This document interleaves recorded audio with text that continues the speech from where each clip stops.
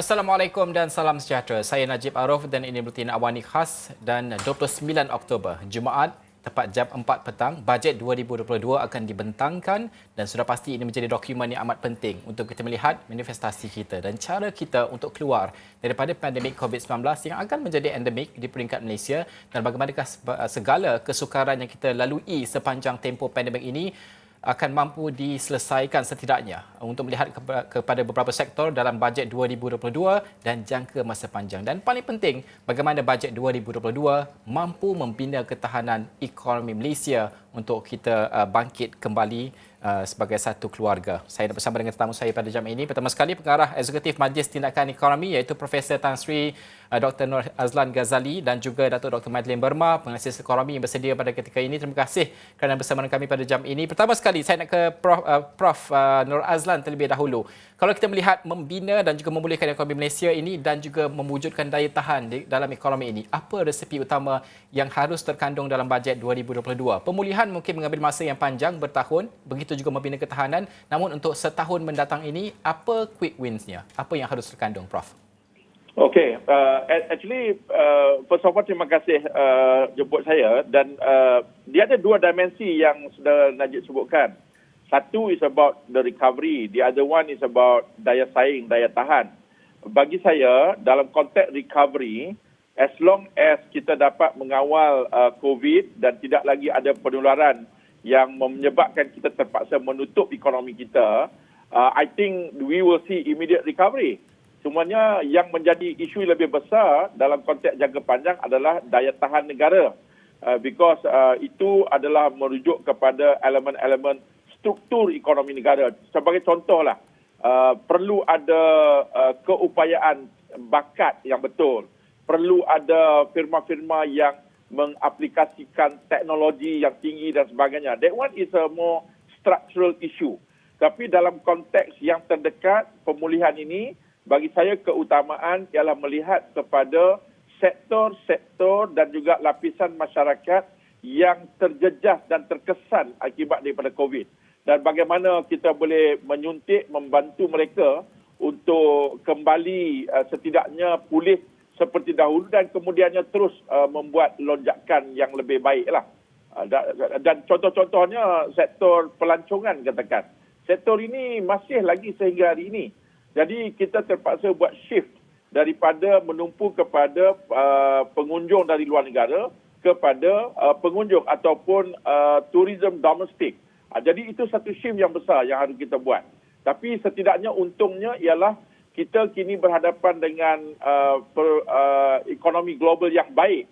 Jadi sektor pembuatan yang banyak mendominasi kita punya ekspor harus ditingkatkan. Ini antara komponen-komponen yang pada saya penting. Dan akhirnya kumpulan masyarakat yang terjejaslah.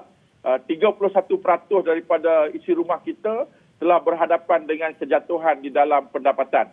Perkara ini perlu ditangani terutamanya kumpulan B40 dan juga slightly the lower mid-40, M40. Datuk Madeleine Burma, kalau kita melihat tadi Prof menyentuh tentang bagaimanakah perubahan struktur untuk memantapkan lagi daya tahan ekonomi kita pasca pandemik ini. Kalau kita melihat di bawah rancangan Malaysia ke-12, ini diberikan komitmen yang begitu jelas oleh kerajaan untuk dilakukan. Bajet 2022 pula adalah merupakan dokumen kewangan tahunan yang kedua di bawah rancangan Malaysia ke-12 ini untuk sama-sama mengubah struktur ini. Tahun kedua, tahun 2023 itu akan menjadi kajian separuh penggal. Mungkin tidak ada banyak masa. Datuk, bagaimana untuk kita melihat apa yang harus terkandung dalam bajet 2022 untuk mengubah struktur ekonomi kita itu? Okey, terima kasih kerana menjemput saya. Saya ni di Sibu, Sarawak. So, mohon maaf kalau ada terputus-putus ya. Ini realiti kehidupan ni. Okey, yang pertama tadi disebut, saya suka dengan apa yang Tan Sri Azlan ceritakan tentang bagaimana kita nak memantapkan, memulihkan ekonomi. Ada dua dimensi.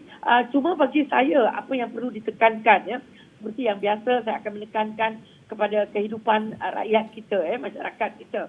Sebab tadi masa saya datang dari airport, memang saya mendengar keluh resah driver taksi, keluh resah masyarakat di sini yang mengatakan, dia kata walaupun rancangan Malaysia ke-12 dah pun dibentangkan, dia kata bajet akan diumumkan, dia kata berapa bilion pun kerajaan umumkan, dia kata dia kata amat sukar untuk mereka memulihkan kehidupan mereka dalam masa yang terdekat ini.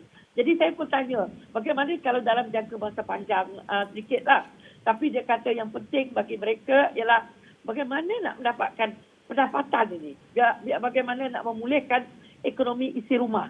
Pendapatan, duit dalam poket ni dia kata. Kerja dah tak ada, macam mereka, sebab saya naik taksi dari airport, dia kata ini baru ada penerbangan dalam masa beberapa minggu ni. Jadi domestic tourism, seperti yang dikatakan oleh Tan Sri Azlan tadi, memang satu-satunya perkara yang perlu diberi perhatian oleh kerajaan. Kerana ia meninggalkan kesan ripple effect tu penting. Ya. Lagi-lagi kalau kita lihat di Sarawak ini, kami di sini banyak bergantung kepada pelancong, both international dan juga domestik. So, bagi saya rasa keadaan di Semenanjung agak berbeza dengan apa yang berlaku di Sarawak dan Sabah. Ya. So, saya rasa penekanan perlu ataupun what we call targeted approach perlu ada untuk Sarawak dan Sabah ni. Itu dulu, Najib.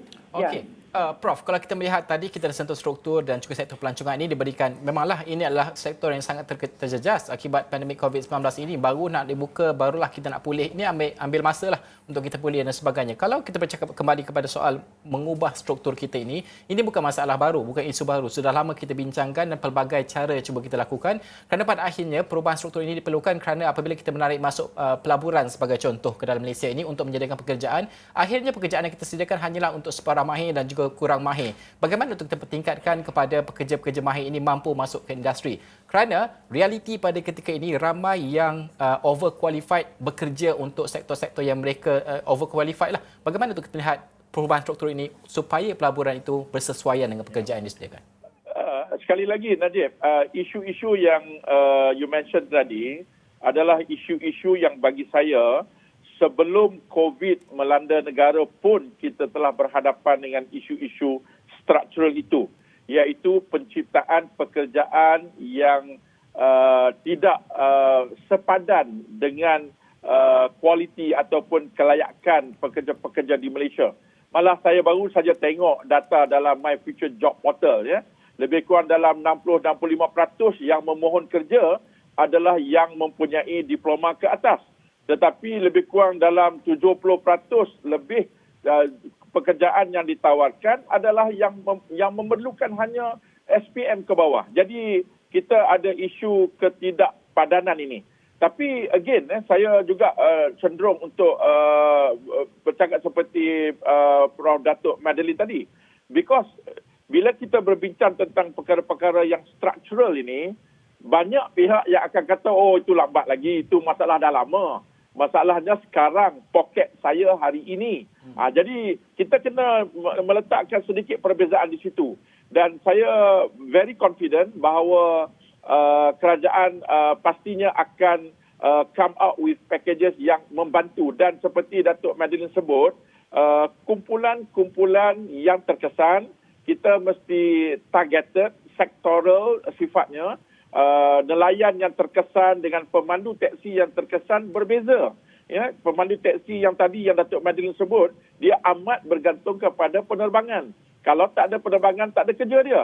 Tapi nelayan dan juga mungkin dalam konteks pertanian yang lain, asalkan kita boleh bagi dia pergi bekerja pun dah setidaknya dah boleh kembali balik. Tetapi of course ada isu-isu strukturnya ialah bagaimana nak bawa teknologi kepada pertanian, bagaimana nak bawa teknologi di dalam isu penangkapan ikan. Itu adalah isu struktural.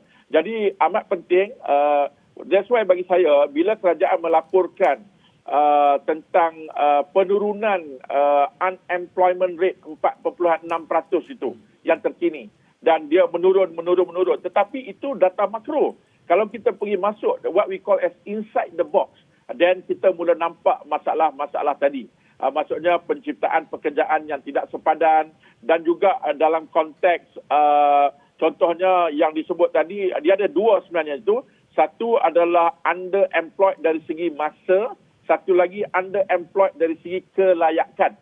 Di Malaysia, kedua-dua ni kita ada. Dan dalam akibat daripada COVID, underemployed mengikut masa, time related. Maksudnya, biasanya orang bekerja paling tidak 30 jam. and dia end up bekerja 10 jam sahaja. Jadi dalam data dia bekerja. Jadi dia tidak unemployed.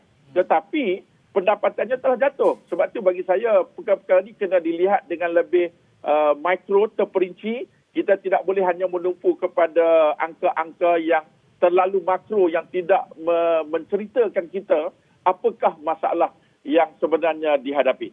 Okey, Datuk, angka-angka yang terperinci ini harus diangkat dalam kita membuat dasar dan juga perancangan perbelanjaan kita. Pandangan Datuk sendiri, bagaimana untuk kita melihat adakah perancangan-perancangan ini ataupun mungkin dalam berjangkaan untuk bajet 2022, adakah angka-angka kecil ini, mikro ini akan diangkat dalam bajet 2022 untuk lebih memahami realiti sebenar di peringkat bawahan ini? Najib, you're referring to me, Ya. Okey. Bercerita tentang angka. Saya sering berkata kepada student saya bila mengajar kursus, saya kata statistics don't lie, statisticians do. Apa maksudnya di sini? Ada kalanya statistik macam yang Tan Sri Azlan sebutkan tadi, kadang-kadang kita perlu melihat 3 peringkat data ni. Maklumat yang sangat penting ini ialah satu di peringkat mikro.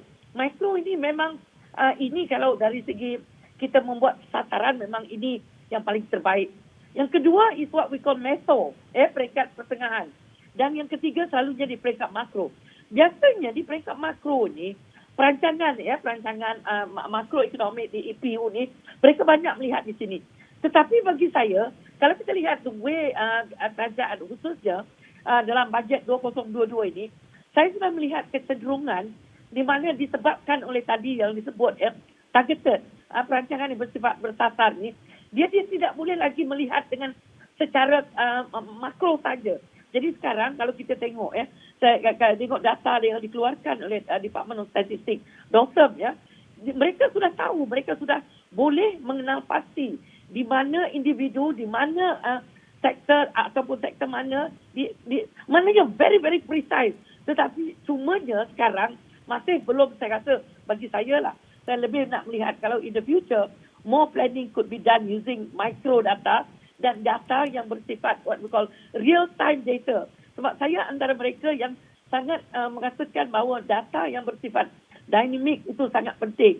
Tetapi untuk perancangan 2022 untuk bajet 2022 ini, saya masih lagi melihat mungkin besar kemungkinan data itu masih lagi bersifat makro. Tetapi dalam masa jangka panjang, dengan adanya Internet of Things, dengan adanya penggunaan internet dan data dan digitalisasi, saya rasa perincian ini sangat-sangat penting. Sebab kita tahu dalam masa hadapan nanti, jumlah orang yang nak disasarkan ini perlu tepat. Dia tidak boleh macam secara rambang lagi. Satu, sebab sumber adalah terhad. Kedua, kita mahukan kecekapan dari segi pengagihan sumber. Jadi saya membayangkan, even masa berdiskusi dengan Ketua Pengarah Department of Statistics, dia kata even DOSM sekarang menghala ke arah itu. Jadi itu satu bagi saya trend yang cukup baik, khususnya dari segi perancangan ekonomi negara. Ya, itu saja Najib. Prof, menyebut tentang data mikro ini, kalau kita melihat kepada dapatan ataupun angka kita untuk mengukur pendapatan ini, kalau kita melihat PGK sebagai contoh, kita meletakkan angka baru mungkin RM2,208 kita melihat. Ada juga PGK makanan dan sebagainya lah. Kalau kita mengambil RM2,208 itu, bagaimana untuk kita mengukur? Kerana ada kalanya bantuan, segala bantuan kita sasarkan ini hanya melihat kepada B40, M40 dan sebagainya. Adakah sudah wajar bajet 2022 sebagai contoh melihat kepada mengikut wilayah kerana perbezaan gaji itu dan juga kos tarikh hidup itu berbeza mengikut wilayah dan sebagainya, Prof? Yeah. We are discussing something yang very detail on economics. Tapi tak apa, kita cuba fahamkan masyarakat di sana. Saya ada kecenderungan untuk mencadangkan kepada kerajaan, kita harus ada dinamik di dalam cara kita menilai pendapatan. Kita banyak tertumpu kepada isu garisan kemiskinan, and that one itself ada banyak kaedah-kaedah penentuan. Bagi saya, kita harus merujuk kepada angka yang membawa makna yang tepat dalam konteks polisi kita. Malah bagi saya, honestly, B40, M40 ni pun, minta maaf saya katakan, sebenarnya terlalu banyak disalahgunakan. M40, B40 ni kita pergi negara paling kaya di dunia pun akan ada. Jadi itu adalah pembahagian secara relatif. Ya, garis kemiskinan ini kadang-kala walau macam mana kita ukur pun, dia hanya melepaskan tahap kemiskinan. Miskin ni, kalau you ambil lah, katalah 2,208 tadi, you 2,300 tak miskin dah. Tapi adakah bererti secara realiti di rumah kehidupan dia berbeza? Saya tak percaya. Saya rasa kalau orang gaji 2,208 berbanding dengan orang gaji 2,400, bagi saya dia dalam kategori yang sama. Sebab itu saya telah beberapa kali mencadangkan kerajaan harus menggunakan satu angka yang lebih tepat. Dan saya cenderung kepada mengguna konsep living wage. Maksudnya kadar pendapatan ataupun upah yang boleh memberi kehidupan yang selesa. And that is where, Najib, that when you mention, kerana apa yang selesa? Kalau kita ambil contoh, kalau seorang tu gaji dia 4,500 ataupun 4,800, kalau kita guna garisan yang terakhir sekali, dia B40. Tapi kalau dia duduk di Kuala Lumpur 4,800 itu tak cukup. Tetapi kalau 4,800 berada di Kuala Kurau dekat Perak, itu kaya. Jadi berarti kita tidak boleh menggunakan satu garisan untuk semua. Itu adalah pembaziran yang sangat besar dan kerajaan perlu ubah dalam konteks lokasi. Keduanya, siapa yang bergantung kepada 4,800 itu? Kalau yang pertama anaknya 2 masih kecil, berbanding dengan seorang lagi pemandu teksi tapi anaknya ada 6 orang, dia tak cukup juga. Jadi berarti tanggungan juga mengambil kira. Inilah sebenarnya saya percaya Datuk Madeline akan setuju dengan saya. Ini yang kita katakan sebagai the micro data. Targeting yang setepat-tepatnya. Of course dia ada banyak level yang kita perlu lihat. Tetapi minta maaf, bagi saya kalau boleh perkataan B40, M40 ni bagi saya dah becoming dominating kita punya policy, which is wrong. Minta maaf to say that. Dia ada tujuan dia digunakan tetapi tidak seharusnya digunakan dengan sewenang-wenangnya. We don't want to say that 40%, 50%, 60% rakyat Malaysia perlu bantuan kerajaan. That is not right. Jadi berarti kalau kita nak begitu, kita buat B90 lah. B90 maksudnya 90%. That is not right juga. Jadi berarti jangan terlanjur dengan penggunaan B40, M40 ini. Ini yang bagi saya economically, people like myself dengan Dato' Madeline harus memberi teguran kepada kerajaan lah. That is not right. We must use the right indicators for the right intended policy. Dato' Madeline, ingin tambah living wage ini, bagaimana keadaannya pandangan Dato' Madeline? Setuju ataupun tidak sebenarnya? Saya dengar Tan Sri Azlan macam saya dengar kuliah. Ronok dengan cerita dia. He's always like, he's so inspiring. Sangat setuju ya. Sebab kami dalam yang banyak lama yang terlibat dalam pengkajian kemiskinan ini, dari dulu lagi kami tidak berkenan sangat dengan menggunakan satu garis. You bayangkan perbezaan antara Tan Sri menggunakan jauh perbezaan. Kami cuma menggunakan 1 sen pun perbezaan. Contoh, seorang tu 2208.01 sen.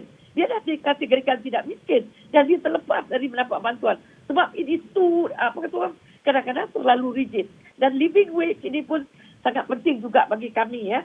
Sebab bagi kami merasakan tempat yang berbeza, macam Tan Sri sebut tadi, banyak indikator-indikator yang perlu kita ambil kira. Kawasan dia, gender dia, for example, single-headed household, female-headed household. Sebenarnya pada tahun 2004, kalau tak silap saya, EPU pernah menggunakan this kind of data ya, di mana garis kemiskinan itu di-embedkan kepada satu-satu isi rumah. They tried to do that. There was an experiment and we were very excited at that time. Tapi saya rasa dia agak leceh sikit. Sebab dia orang kata methodologically benda ni susah. Jadi maksudnya sebuah isi rumah duduk di luar di pedalaman Sarawak yang ada anak 3 orang, berbeza dengan seorang isi rumah, garis kemiskinan dia berbeza dengan jumlah yang sama, saiz yang sama, tapi mungkin duduk di bandar kucing. So ini yang apa yang Tan Sri Azlan sebut tadi, the dynamic of data ini, jangan kita terlalu terlalu gairah dengan betul kata Tan Sri tadi B40. Sekarang orang kata, betul ke B40? Ataupun sekarang dah jadi B60. Itulah kita. Akhirnya kita bermain dengan angka. Dan kita bila kita selesai mencapai angka itu, kita pun kata, kita telah berjaya menyelesaikan masalah. Sedangkan realitinya, bila kita pergi ke lapangan, kita berjumpa dengan isi rumah tu, dan kita realise, ya ampun, memang dia melepasi garis kemiskinan. Tapi seperti yang disebut tadi, bahawa keadaan itu sebenarnya realitinya ialah tidak benar. Okey, Datuk dan juga Prof, tunggu di talian kerana kita akan berhenti seketika. Selepas ini kita nak bincangkan tentang bagaimanakah kerajaan yang berdepan dengan tekanan fiskal pada ketika ini. Tahun ini saja dijangka sekitar 7%, tahun depan masih lagi tinggi. Tapi pada masa sama mahu mengeluarkan wang yang lebih besar untuk membantu rakyat dan sebagainya. Keseimbangan ini di mana titiknya? Selepas ini. Selepas bajet terbesar yang disaksikan tahun lepas, bagaimana bajet 2022 meneruskan momentum pemulihan negara? Apa yang ada dalam bajet kali ini untuk membina semula daya ketahanan negara dan memangkin pembaharuan? Pasca pandemik, bagaimana bajet kali ini akan membantu Malaysia untuk bangkit semula? Dan paling penting, bagaimana bajet 2022 akan membantu anda? Saksikan liputan istimewa bajet 2022 Jumaat 29 Oktober ini bermula jam 3 petang hanya di Astro Awani.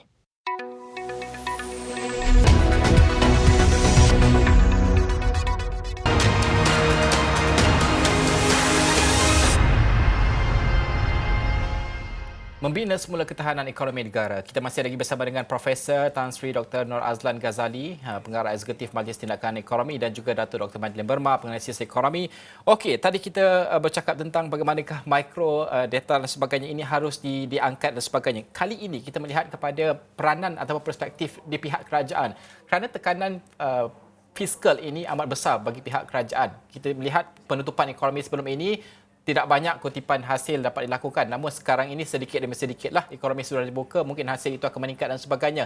Tahun ini disasarkan sekitar 7% untuk fiskal defisit kita. Tahun depan juga masih lagi tinggi. Bagaimana untuk kita melihat titik keseimbangan untuk kerajaan, memberikan bantuan dan sebagainya, pada masa yang sama poket kerajaan ini juga amat berat sekali. Bagaimana kalau boleh Datuk Madeleine terlebih dahulu? Okey, terima kasih. Ya. Memang ini kita kena terima hakikat, ya, bahawa usaha untuk mengimbangi kedua-dua ini, ya, di satu ialah defisit dan di satu pihak ialah keperluan untuk kelangsungan kehidupan rakyat Malaysia, ya. So bila disebut tadi fiscal deficit, saya pengkaji pembangunan, ya, ekonomi pembangunan, bagi saya macam mana sekalipun kerajaan perlu mengutamakan dulu, ya, livelihood, kehidupan rakyat. Sebab bagi saya, kita keupayaan ekonomi, keupayaan kerajaan untuk memulihkan ekonomi ini dalam masa singkat ini sangat penting.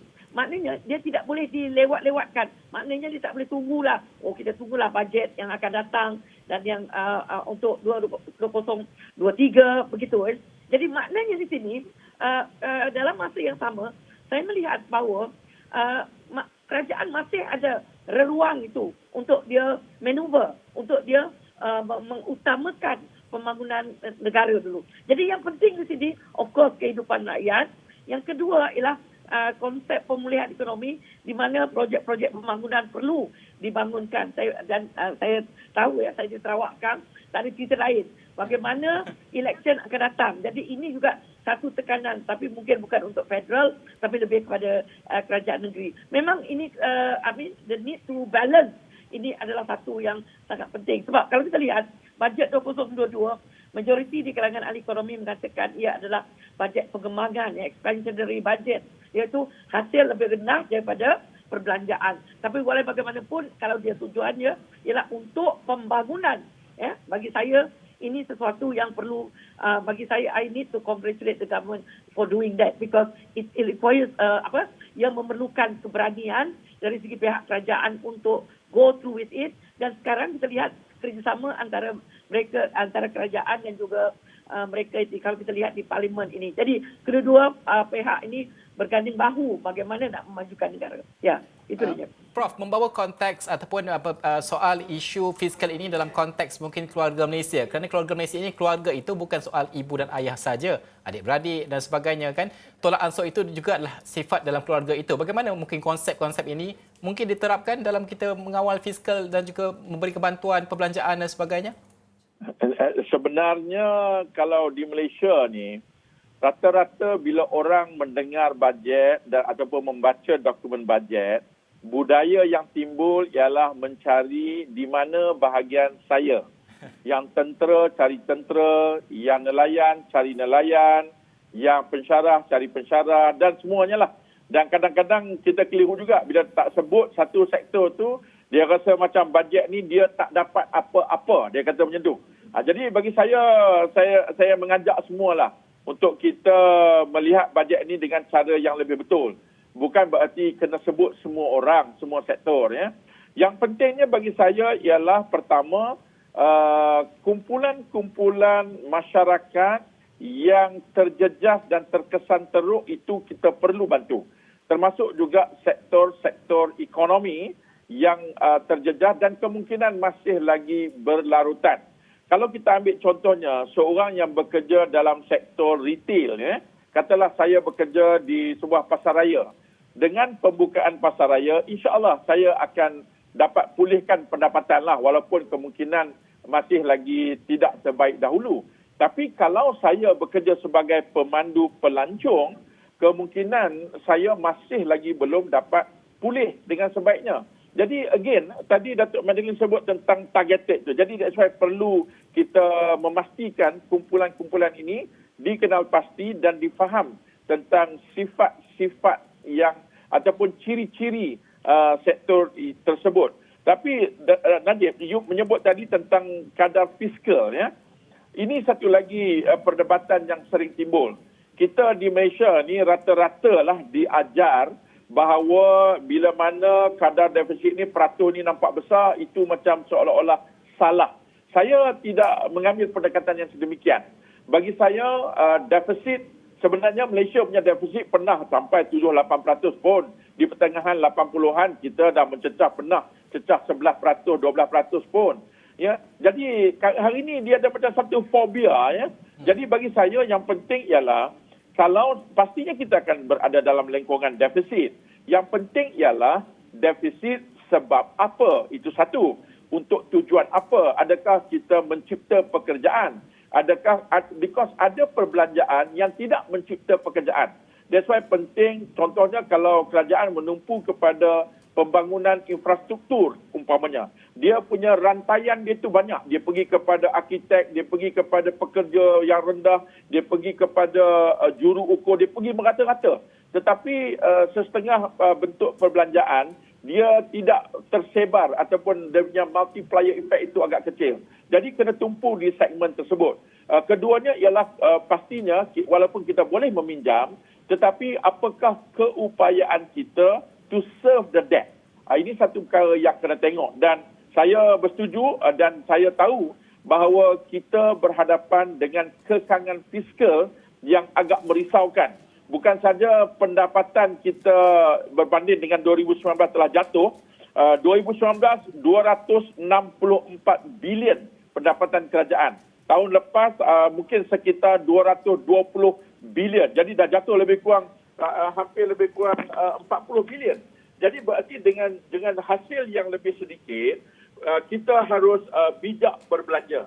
That's why dalam belanjawan ini kena ditumpukan kepada sektor-sektor pertama yang terkesan, kedua yang memberi kesan gandaan, multiplier effect yang besar. Itu satu perkara yang harus dipertimbangkan. Okey.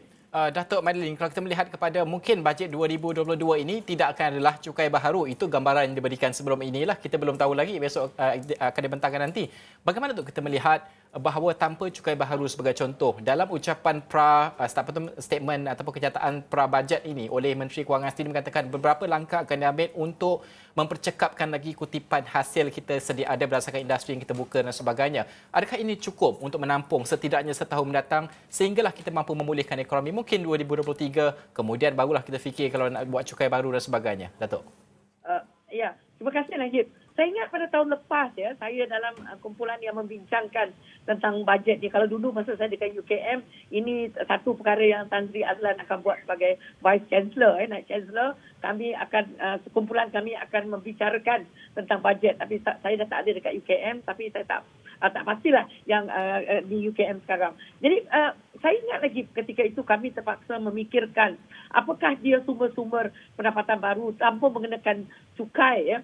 Saya ingat lagi satu ialah dia panggilnya underground economy. Bukanlah maksudnya ekonomi gelap maksudnya. Tapi apa yang dia nak ditekankan di sini ialah bagaimana untuk mempertingkatkan keupayaan kita untuk mengutip cukai. Mungkin ada cukai-cukai yang katanya kalau boleh lah, bukan kalau boleh, dimestikan ya supaya cara pengutipan cukai kita lebih cekap, lebih efisien. Sebab katanya ada bahagian-bahagian kutipan daripada for example lah ya, rokok lah, ataupun antara cukai-cukai para accountant pernah mengatakan, there are ways that we can do that. Disebut benda ni. Dan bagi saya percaya kerajaan boleh mendapatkan hasil yang lebih kalau kita menambah baik cara pengutipan cukai kita, satu, supaya lebih efisien. Kedua, mengurangkan ketirisan yang berlaku. Dan ini kita dengar banyak supaya kecekapan, ketirisan. Dan bagi saya cukai baru ni mungkin this is not really the right time lah ya dengan rakyat, keadaan kehidupan rakyat.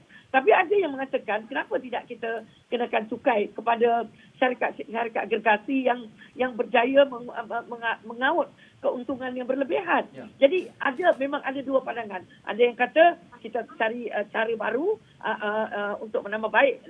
Yang satu lagi ialah pastikan mereka yang betul-betul mendapat keuntungan yang tinggi, khususnya cukai syarikat ini. Tapi saya rasa ramai yang mungkin tak suka lah. Sebab ada yang kata windfall profit tax ini sesuatu yang menjadi disinsentif. So, tetapi bagi saya, satu lagi lah, kalau kita lihat komoditi kita dan juga Petronas banyak menyumbang dari segi dividen, dari segi royalty dan juga dari segi cukai petroleum. So diharapkan juga komoditi-komoditi lain juga akan dapat menyumbang yang lebih baik.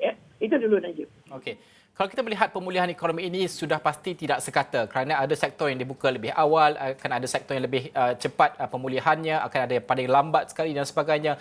Ketidaksekatan ini bagaimana untuk kita fahami dari segi bantuan yang kita sasarkan kepada golongan-golongan tertentu ataupun sektor-sektor tertentu, Prof, kalau boleh dibawakan. Kerana sebelum ini kerajaan sudah berjanji tidak kira pun bagaimana keadaan kes COVID-19, ekonomi tidak lagi akan ditutup. Bagaimana untuk bantuan ini harus bersasar kepada industri yang paling lemah untuk kita angkat lebih pantas dan sebagainya. Adakah proses ini boleh kita pantaskan? Najib, sebelum tu saya nak add on sedikit apa pandangan Datuk Madeline tadi. Datuk Madeline menyebut tentang hasil kutipan kerajaan. Saya nak menyentuh sedikit, saya rasa perkara ini penting kita sampaikan, iaitu perbelanjaan kerajaan. Terutama perbelanjaan mengurus. Ya? Perbelanjaan mengurus ni ialah kos ataupun bayaran yang harus dibuat oleh kerajaan untuk mengoperasikan perkhidmatan awam. Dia ada dua dimensi yang utama. Pertamanya, saya pernah mendengar Yang Berhormat Menteri Keuangan menyebut, saya tak ingat tarikh, tapi baru-baru ini menyatakan sebahagian daripada apa yang dikata belanja mengurus itu sebenarnya adalah komitmen yang pun telah dibuat pada tahun-tahun yang lepas. Jadi itu agak merisaukan. Kita perlu melihat dimensi ini, komitmen kerajaan tempoh jangka panjang tapi digunakan dalam konteks bayaran mengurus. Satu lagi yang saya ingin ketengahkan ialah, dalam perbelanjaan kerajaan ni, dia ada tiga saja yang utama. Yang pertama adalah dari segi penggajian. Itu yang jumlah yang paling besar. Kemudian bahan, maksudnya alat, kelengkapan dan sebagainya. Dan seterusnya adalah dalam konteks pension, persaraan dan juga ada juga next one adalah dalam konteks subsidi. Tapi satu yang saya ingin lontarkan di sini ialah tiba masanya setelah 64 tahun merdeka, kerajaan melihat balik kaedah-kaedah pengenaan bayaran kepada perkhidmatan awam. Kita masih lagi di takut lama di mana kita menggunakan konsep harga satu untuk semua orang. Blanket. Maksudnya kalau ambil saya dekat universiti lah sebagai contoh rata-rata pelajar-pelajar di universiti bayar hanya 10% daripada total amount. Jadi berarti 90% is subsidized. Tetapi dalam jumlah pelajar itu ada yang daripada kumpulan pendapatan tinggi, menengah dan rendah. Jadi sepatutnya, again, targeted dalam membantu ni, harga pun mesti targeted. Kalau kita pergi hospital kerajaan, kalau lah saya orang yang pendapatan rendah, is okay. Kita bagi percuma pun tak apa. Tapi kalau orang yang pendapatan tinggi, kalaupun tidak bayar setinggi hospital swasta, tapi mesti dikenakan bayaran yang lebih tinggi. Jadi saya mencadangkan supaya ada tier pricing mengikut kumpulan pendapatan dan saya kira kalau itu dapat dibuat, itu mungkin menjadi satu lagi kemungkinan kutipan hasil lah dalam konteks kerajaan. Kena ada perubahan dalam konteks pembayaran perkhidmatan awam. Sebenarnya dah ada dah pun contoh-contoh. Kalau kita register kereta JPJ, kalau sisi kita bawah pada 2.4, kita bayar road tax yang berbeza, atas bayar tinggi. Jadi pengkelasan itu harus dibuat. Saya nak berbalik pada poin Saudara Najib tanya tadi tentang sektor-sektor ni. Bila mana kita membuka sektor pelancongan contohnya, sebenarnya antara sektor yang paling terjejas teruk sangat. Saya lihat kepada data-data ni, malah dijangkakan kalau kita as is tahun 2025 pun tak tentu kita boleh capai pencapaian tahun 2019. That's why buka is one thing, tetapi bagaimana kita nak menggalakkan. Contohnya, saya rasa wajar dipertimbangkan mungkin cuti 3 hari selang 2 minggu kita bagi. Maksudnya orang mungkin boleh tingkatkan perbelanjaan. Bila cuti dia panjang sikit, orang akan balik kampung, orang pergi berjalan. Jadi perbelanjaan itu ada. You know, a simple economics. When people on the road, money flows. When people not in the road, stay at home, walaupun ada e-commerce money, tapi tak sama seperti when people on the road. Jadi kita kena buka lah ruang-ruang ini. Bukanlah kata cuti selama-lamanya, tidak. Tetapi mencari jalan supaya orang dapat incentivize, digalakkan untuk berbelanja dengan lebih. Jadi perbelanjaan dalam sektor-sektor terjejas diberikan contohnya pengecualian cukai. Beberapa sektor pelancongan umpamanya, mereka terpaksa menanggung beban hotel tak penuh dan theme park tidak penuh. Jadi bagaimana kita dapat meringankan cukai kepada mereka? You know, theme park umpamanya, dia ada gated tax. Tax ini dah diperkenalkan lama sangat dan banyak kali saya dengar bahawa cukai ini is something yang bukan saja mengganggu tapi malah merencat pembangunan di dalam beberapa sektor. Jadi cukai-cukai ini yang harus dilihat supaya dia dapat merancakkan ekonomi dan juga dapat meningkatkan lagi pelaburan dan sebagainya. Okey. Dan usaha sudah pasti apa yang kita belajar daripada COVID-19 ini, bagaimana adaptasi kepada teknologi, digitalisasi itu amat penting sekali dan tempoh ini dipantaskan ketika pandemik COVID-19 ini berlaku. Mungkin kepada beberapa bulan sahaja, namun masih ramai lagi PKS kita, masih lagi belum berpindah pun, belum faham mungkin digitalisasi dan sebagainya. Itu topik kita selepas ini kita mahu bincangkan. Kita berhenti rehat sekali lagi selepas ini.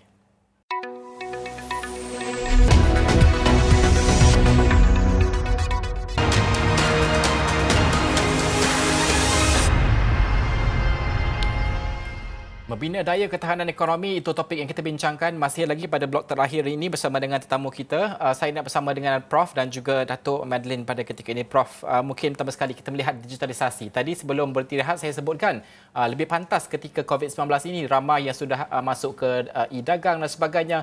Dan pada masa yang sama kalau kita lihat, kita cuba embrace, kita cuba adaptasi kepada industri baru, IR, 4IR dan sebagainya. Kita ada polisi industri forward, kita ada mind digital dan sebagainya. Namun di mana tahap kefahaman industri ataupun execution pelaksanaannya di peringkat industri. Kerana pada akhirnya yang membuat dasar, pembuat dasar itu yang faham ataupun tingkat atas saja yang faham. Di bawah ini mungkin ada permasalahan untuk memahami dan juga mengadaptasi dan sebagainya. Tidak menjadi juga. Bagaimana keadaannya pada masa kini, Prof? Ya, okey, alright. Memang betul. Pertamanya satu yang bagus, quote unquote lah, bagus tentang COVID ini ialah dia menolak kita semua di dalam dunia digital. Mau suka ke tak suka ke, tahu ke tak tahu ke, dia menjadi push factor kepada semua pihak. Saya melihat jumping into the digital world ini berlaku di sekolah, berlaku di universiti, berlaku di kalangan penjaja, berlaku di kalangan orang yang restoran dan sebagainya. Jadi satu yang baik ialah kita telah mula merasai bagaimana untuk function di dalam digital world. Cumanya yang menjadi masalah satu, adakah bila berlaku pemulihan ini kita akan berbalik kepada cara lama? Itu satu perkara yang sangat besar. Sebab itu bagi saya recovery without reform is a waste. Satu kerugian yang besar. Usaha kerajaan untuk meningkatkan penyertaan melalui e-commerce dan digital ni jelas. Memang kita dengar, banyak kita dengar dengan program Jendela-nya, dengan My Digital-nya, dengan sebagainya. Dan saya bersetuju dengan pandangan Najib tadi. Persoalannya saya selalu bertanya, mungkin kita di bandar kita biasa, orang yang berpendidikan tinggi biasa. Tetapi kalau kita ke kampung bagaimana? Saya selalu tanya tentang, ialah saya guna kampung dekat dengan area kawasan saya Kuala Kurau tu. Orang yang berniaga di Kuala Kurau, dia tahu tak bagaimana nak menggunakan konteks digital ini. Sebab itu kami di AAC pernah mencadangkan supaya di setiap daerah, dia tak boleh MDEC ya, tak boleh hanya MDEC yang ada di Kuala Lumpur di Cyberjaya ni, tak boleh.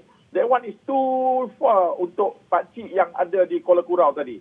Kita perlu di setiap pejabat daerah, bagi saya, di setiap daerah ada satu desk untuk digital supaya semua orang realistically dapat mencapai bantuan ataupun facilitation. Bagaimana saya nak jual ataupun nak terlibat di dalam secara digital. Perkara ini perlu di mainstreamkan. Dia tak boleh bagi nombor MDEC, MC di Kuala Lumpur tu, tak boleh, itu dah terlalu di awangan, cakap pun orang kampung tak faham tu. Jadi kita ada pelajar-pelajar yang sekarang ni katanya banyak tak dapat pekerjaan. Saya percaya ada 10,000 pelajar yang mungkin bagus. How about we train them and dispatch them kepada semua daerah-daerah di kampung-kampung dan sebagainya, di pertubuhan pertanian dan sebagainya, supaya teknologi dapat dibawa dekat kepada masyarakat di bawah sana. Datuk, mungkin kalau kalau di Kuala Kurau lah, bagaimana untuk kita merakyatkan lagi segala dasar berkaitan digitalisasi ini supaya orang faham dan sebagainya. Kalau di Sabah, di Sarawak sebagai contoh, realitinya dan keadaannya bagaimana? Apa penambahbaikan yang perlu kita lakukan aspek digitalisasi ini? Betul. Saya melihat semalam saya pergi ke satu kawasan iaitu di Bekenu iaitu lebih kurang 1 jam setengah daripada bandar Miri bandar air Miri Pergi ke situ saya nampak pusat transformasi UTC. Memang cantik seronok tengok benda tu ada, tetapi dari Rumah Panjang nak pergi ke pusat ni pun bukan main jauh lagi. Jadi bila disebut tadi Tan Sri ada menyebut tentang dia kata satu desk diletakkan di pejabat daerah. Saya membayangkan mungkin bukan dalam masa tahun hadapan atau tahun 2 tahun akan datang, tapi saya betul-betul membayangkan sekurang-kurangnya di setiap rumah panjang supaya kita ada. Sebab kami di Sarawak sekarang kita sibuk kerajaan negeri, kami sekarang sudah ada pelan digitalisasi dan juga ada usaha untuk mendigitalkan segala bentuk ekonomi. Jadi saya sangat-sangat mengharapkan, sebab COVID-19 ini telah membuka dengan luasnya betapa rapuhnya dan betapa luasnya jurang antara yang ada pengetahuan tentang internet, yang ada pengetahuan dengan yang tiada. Jadi kalau dulu kita dengar aja, tetapi bila kita tengok COVID-19 ini, bukan saja dari segi sekolah, kita melihat juga masyarakat kami yang nak pergi ke bank. You bayangkan dia nak pergi ke bank, Rumah Panjang dia 4 jam nak pergi ambil dokumen untuk merentas daerah. Hanya untuk mengambil dokumen merentas daerah. Lepas dia dah ambil dokumen itu, dia nak lagi merentas 4 jam lagi. Queue up dekat bank. Dan bank ini kebanyakannya di bandaraya. So bayangkan ada yang datang pukul 2 pagi, pergi ke bandaraya Miri, tidur di kaki jalan, hanya untuk mengambil nombor supaya dia dapat masuk bank pukul 10. Tiba-tiba, by the time dia sampai, tengok queue dah panjang. Jadi kenapa tidak usaha-usaha ini digunakan? Tadi disebut tentang digitalisasi. Sedangkan perkara-perkara ini mungkin beyond us.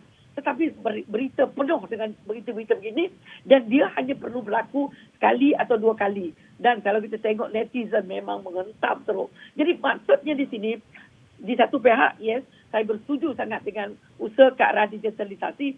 Tetapi pada masa yang sama, isu asas di Sabah dengan Sarawak, iaitu infrastruktur ini perlu diselesaikan. Jadi isu kemakmuran bersama ini perlu diselesaikan supaya rakyat di Sabah, di Sarawak, satu lagi ialah dari pendalaman luar bandar, bandar dengan bandar raya ini, kita ada 4 kategori ini, kesenjangannya itu perlu dirapatkan. Dan kesenjangan ini bukan lagi dalam bentuk keuangan semata-mata. Tadi kita dengar tentang pendidikan dan terus apa yang akan berlaku, saya bayangkan ialah akan berlaku, kita berlakunya what we call poverty ataupun kemiskinan dari segi digital ini. So kalau dulu kemiskinan dari segi keuangan, yang akan datang bukan akan datang, yang apa yang berlaku sekarang pun kita melihat kemiskinan dari segi digital. Jadi kita akan berlapik-lapik lah yang dihadapi khususnya mereka di luar bandar ini. Okey, Prof Azlan, saya berbaki 3 minit lagi. Kesenjangan ini dan juga digital kemiskinan digital ini yang disentuh, kalau boleh diulaskan dalam masa 3 minit mungkin, bagaimana ini boleh dititik beratkan? Saya nak tambah sedikit je. Saya ingat sebab Datuk Madeline, we are very good friends, has been highlighting many times bahawa permasalahan di Sabah dan Sarawak dan juga kawasan-kawasan yang jauh di pedalaman, dia punya sifat berbeza, kontekstual. Sebab itu penting untuk kerajaan mengambil kira faktor-faktor lokasi dan juga culture sebagainya supaya kita berbeza cara kita. Bagi saya, tadi sebut tadi tentang rumah panjang. Sampai bila kita nak suruh dia orang keluar 4 jam ke sungai, balik dan 4 jam sebagainya.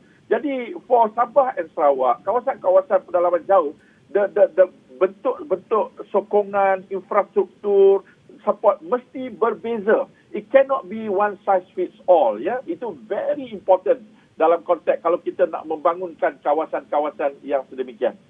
Okey. Prof, terima kasih kerana meluangkan masa bersama dengan kami.